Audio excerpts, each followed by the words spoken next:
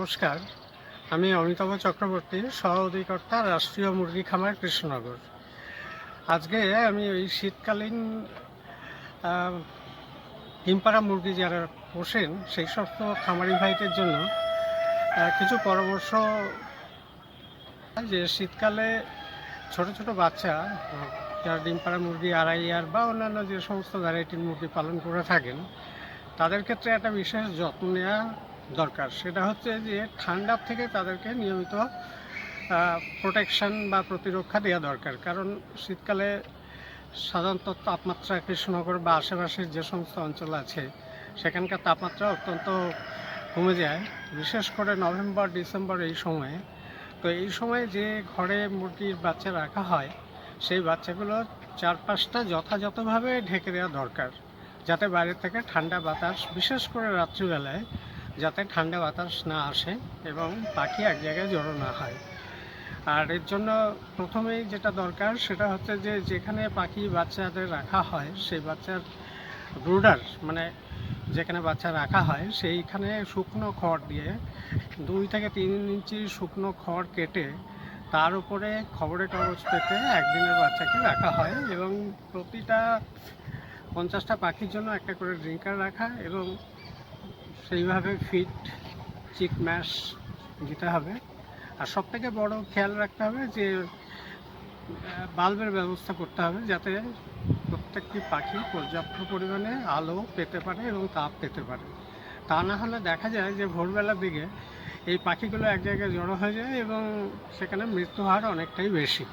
এই জন্য রাত্রিবেলায় বিশেষ করে 8টা বা 9টার পর থেকে সারা রাতই মাঝে মাঝে দেখতে হবে, যাতে পাখিরা একদিনের বাচ্চা থেকে আরম্ভ করে কয়েকদিনের বাচ্চা নিয়মিতভাবে তারা ঠিকঠাকভাবে যথেষ্ট পরিমাণ আলো পাচ্ছে এবং ঘুরে বেড়াচ্ছে, স্বচ্ছন্দে থাকছে। প্রয়োজন হলে পরে সেক্ষেত্রে আলোর পর্যাপ্ত ব্যবস্থা করতে হবে এবং যদি দরকার হয় বাইরে হিটারের ব্যবস্থাও করতে হয়, বিশেষ করে ডিসেম্বর বা জানুয়ারি মাসের দিকে। সেই সময়টা এই ব্যাপারে যথেষ্ট সাবধান থাকা দরকার। এই প্রোটেকশান যদি নেওয়া যায় তাহলে পরে পাখির মৃত্যু হার কমানো যায় এবং মুরগি পালনটাকে অনেক লাভজনকভাবে করা যেতে পারে। এটুকুই শীতকালের ক্ষেত্রে পরিচর্যার ক্ষেত্রে যে ব্যাপারটা বলা দরকার। আর শীতের ক্ষেত্রে খাবারটা চিক ম্যাশ ঠিকঠাকভাবে দিতে হবে, জায়গাগুলো যেন পরিষ্কার পরিচ্ছন্ন রাখে। এমনিতে শীতের ক্ষেত্রে অসুবিধার অন্য কিছু নেই। আর ভ্যাকসিনটা করা দরকার। আপনারা জানেন যে ভ্যাকসিন একটা খুব গুরুত্বপূর্ণ পার্ট, যেটা আমাদের যে সমস্ত চাষিরা খোলা পদ্ধতিতে মুরগি পালন করেন তারা অধিকাংশ ক্ষেত্রেই এই ভ্যাকসিনেশন শিডিউলটা ফলো করেন না। সেটার ক্ষেত্রে জানিয়ে রাখি যে এবার অন্য কোনো ডিম পাড়া মুরগির ক্ষেত্রে সেক্ষেত্রে F1 ভ্যাকসিন করা দরকার। সেটা 7 থেকে 8 দিনের মাথায় চোখে বা নাকে ড্রপ, এবং সেটা 28 দিনের মাথায় আরেকবার বুস্টার ভ্যাকসিন করা দরকার, সেটাও চোখে অথবা নাকে ড্রপ। এই শিডিউলটা কিন্তু নিয়মিতভাবে ফলো করা দরকার। প্রতি 18 দিনের মাথায়, যখন বাচ্চার বয়স 18 দিন, তখন কৃমির ওষুধ খাওয়ানো দরকার। আর পরবর্তী আবার ভ্যাকসিন 2.5 থেকে 3 মাস যখন পাখির বয়স হবে তখন 8 বুস্টার ভ্যাকসিন করিয়ে নিতে হবে। এই ছোট্ট শিডিউলগুলো যদি ঠিকঠাকভাবে পালন করা যায় তাহলে পাখির মৃত্যুর হার অত্যন্তভাবে কমানো যাবে। আর একটা জিনিস একটুখানি সচেতন করা দরকার, সেটা হচ্ছে যে এই শীতকাল এলে পরেই আমাদের একটা বার্ড ফ্লুর সম্ভাবনা থাকে প্রচণ্ডভাবে। সেই ক্ষেত্রে বায়োসিকিউরিটি মেজারমেন্টটা খুব জরুরি। মানে ফার্মের চারপাশে, বিশেষ করে যেখানে মুরগি আছে তার চারপাশে অন্ততপক্ষে কিছু চুন, তারপর ব্লিচিং, এগুলো স্প্রে করা দরকার। মুরগির ঘরে ঢোকার আগে পটাশ পারমাইট জলে পা ভালো করে পরিষ্কার করে তারপরেই ঘরে প্রবেশ করা উচিত। তা নাহলে কিন্তু এই সময়টায় এই সতর্কতা ঠিকঠাকভাবে না মেনটেন করলে পরে সেক্ষেত্রে কিন্তু একটা বার্ডফ্লুর সম্ভাবনা বা এই জাতীয় রোগের সম্ভাবনা কিন্তু থেকে যায়।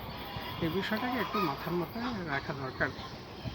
এটুকুই জানালাম। শীতকালে এইভাবে যদি মেনটেন করেন তাহলে মোটামুটি পাখি ঠিকভাবে রাখতে পারবেন, আর কোনো বিশেষ সতর্কতার দরকার নেই। নমস্কার। এবার আমি ফার্মে যারা নতুন খামারি মুরগি পালন করতে চাইছেন তাদের ব্যাপারে ঘরের ব্যাপারটা প্রথমে একটু বলে রাখি যে ঘর কীরকম হওয়া উচিত। যে পূর্ব পশ্চিম লম্বা ঘর হওয়া দরকার এবং ঘর চওড়ার দিকটা যদি বলি সেটা 15 থেকে 20 ফুট ম্যাক্সিমাম চওড়া হওয়া উচিত এবং লম্বার ক্ষেত্রে আপনি ঘর 30, 40, 50, 60 ফুট পর্যন্ত লম্বা করতে পারেন, কিন্তু এক একটা ঘরের মাপ অন্তত পক্ষে 300 স্কোয়ার ফিটের মধ্যে সীমাবদ্ধ থাকাই ভালো। কারণ আপনারা জানেন যে একটা অ্যাডাল্ট লেয়ার বার্ডসের ক্ষেত্রে 2.5 স্কোয়ার ফিট জায়গা লাগে। তার মানে যদি 250 স্কোয়ার ফিটের কোনো ঘর হয় তাহলে সেক্ষেত্রে 100 অ্যাডাল্ট পাখি আপনি রাখতে পারেন। ঘরের ক্ষেত্রে যখন ঘরটা আপনারা বানাবেন তখন একটু খেয়াল রাখতে হবে যে মাটির থেকে অন্তত 2 থেকে 3 ফুট ওপরে যদি ঘরটা থাকে তাহলে পরে সেক্ষেত্রে সয়েল কন্টামিনেশন বা মাটির থেকে ভিজে ভাবটা ছড়ানোর সম্ভাবনা কম থাকে। আর মেঝেটা যদি সোলিং হয় তাহলে পরে সরাসরি ঠান্ডা জায়গাটা কম থাকে, যেটা বিশেষ করে শীতকালের দিকে দেখা যায় যে এখানে ঠান্ডায় পাখি কিছু সমস্যায় পড়ে। যদি একান্তই না হয় তাহলে পরে অন্তত মাটির ঘর হলেও সেক্ষেত্রে একটা পলিথিন নিচে রাখাটা বেটার, যাতে করে সরাসরি ঠান্ডা ভাবটা না আসে। আর খাওয়া দাওয়ার ক্ষেত্রে একটু বলি, পাখির খাওয়া দাওয়াটা একটা বড় গুরুত্বপূর্ণ ব্যাপার। লেয়ার মুরগির ক্ষেত্রে সাধারণত 0 ডেজ মানে একদিনের বাচ্চা থেকে আরম্ভ করে 2 মাস বয়স পর্যন্ত আমরা চিক ম্যাশ সাজেস্ট করি। চিক ম্যাশ বিভিন্ন এজ গ্রুপ অনুযায়ী তাদের চিক ম্যাশ দেওয়া হয়, যেমন প্রথম সপ্তাহে 10 থেকে 12 গ্রাম, তারপরের সপ্তাহে 15 থেকে 15 গ্রাম, তারপরের সপ্তাহে 18 গ্রাম, তারপরের সপ্তাহে 20 গ্রাম। এরকমভাবে 2 মাস পর্যন্ত আপনাকে চিক ম্যাশ দিতে হবে এবং চিক ম্যাশের পর 2 মাস থেকে যখন 4.5 মাস বয়স তখন পর্যন্ত আপনাকে গ্রোয়ার ম্যাশ দিতে হবে। বিভিন্ন কোম্পানি এই ধরনের ফুড ভ্যালু ওপরে তৈরি করে চিক ম্যাশ, গ্রোয়ার ম্যাশ, এবং 4.5 মাস বয়সের পর আপনাকে আস্তে আস্তে লেয়ার ম্যাশ দিতে হবে এবং একজন পূর্ণবয়স্ক পাখি 120 থেকে 125 গ্রাম প্রতিদিন ফিড দরকার হয়। আর লেয়ার ম্যাশের ক্ষেত্রে আপনি একটা জিনিস একটু জানিয়ে রাখি যে একটি ডিম পাড়া মুরগি খুব সাধারণত 2.5 ইয়ার বা এগুলো এই প্রজাতিগুলো 5.5 বয়সে ডিমে আসে এবং তারপর 1 বছর পর্যন্ত এরা ডিম দিয়ে থাকে। সাধারণত বছরে এরা 210 ডিম এরা দিয়ে থাকে। সুতরাং খাওয়ার ব্যাপারটা একটা গুরুত্বপূর্ণ ব্যাপার এবং কোনো সময়ে আপনাকে একটা জিনিস খেয়াল রাখতে হবে যে সারাদিনের খাবারটা দুবারে ভাগ করে দেবেন। যদি 100 পাখির 120 গ্রাম খাবার লাগে তাহলে সেক্ষেত্রে অন্তত 70 ভাগ খাবার সকালের দিকে দিয়ে দিবেন এবং 4টে, 3:30, 4টের দিকে আপনি বাকি 30% খাবার দিন। এভাবে খাবার দিতে হবে এবং এইভাবে নিয়মিতভাবে আপনাকে পরিচর্যা করলে আপনি তার কাছ থেকে ম্যাক্সিমাম আউটপুট বা ডিম পাবেন। আর একটা জিনিস একটু বলে রাখি, সেটা হচ্ছে যে হ্যাচিং এগস পেতে হলে পরে অনেক সময় দেখা যায় যে গ্রাম বাংলায় বাচ্চা ফোটানোর ডিমের চাহিদা থাকে, কিন্তু চাষি ভাইরা ঠিকভাবে মুরগি এবং মোরগ এই যে রেশিও সেটা ঠিক মেনটেন করেন না।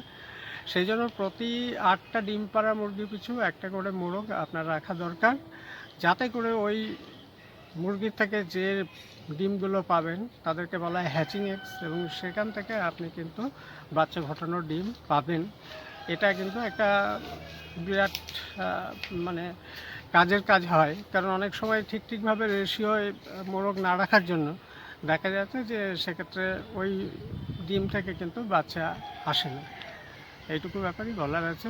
আর অন্যান্য শিডিউল যেগুলো যেমন ভিটামিন, কৃমির ওষুধ খাওয়ানো, এগুলো কিন্তু নিয়মিতভাবে পরিচর্যার মধ্যেই পড়ে, প্রত্যেকটা শিডিউল অনুযায়ী করতে হবে।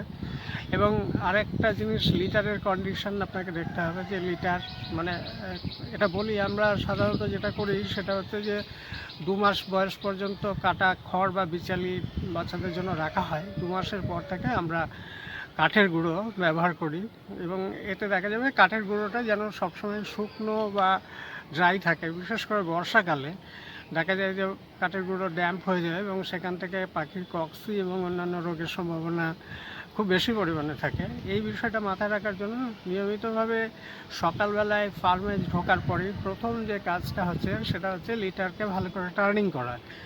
লিটার টার্নিং করলে তখনই বোঝা যাবে যে লিটারের কন্ডিশন কেমন আছে, পাখির পায়খানা কেমন আছে, এই সমস্ত ব্যাপারগুলো কিন্তু লিটার থেকে আমরা দেখতে পাই। লিটার যদি ঠিক থাকে তাহলে পাখির হেলথও ভালো থাকবে এবং ওষুধ কম লাগবে সেক্ষেত্রে।